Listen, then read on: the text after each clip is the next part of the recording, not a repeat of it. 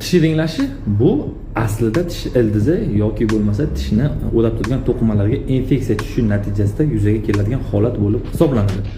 Xo'sh, tish yiringlaganda barchamizda ham darhol shifokorga borish imkoniyati tug'ilavermaydi. Bunaqa holatlarda uyda bir necha oddiy usullar yordamida buni qisman davolash mumkin. Ya'ni bulardan birinchisi tuzli suvga chayish. Bu o'sha shishgan sohani oz bo'lsa ham qayta qaytishiga juda ham yaxshi samarali foyda beradi.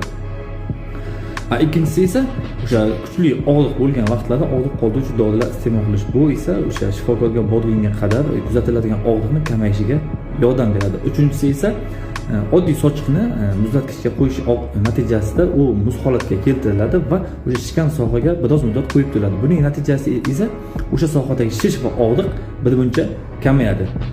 Quyidagilar hammasi vaqtinchalik usul bo'lib hisoblanadi, lekin uy sharoitida to'liq davolanish kafolatini bermaydi. Shuning uchun tishlar yiringlaganda yoki bo'lmasa shish holatlar kuzatilganda o'zingizcha hech qanaqa dori vositalar qabul qilmay, darhol shifokorga murojaat qilishingizni so'rab qolaman.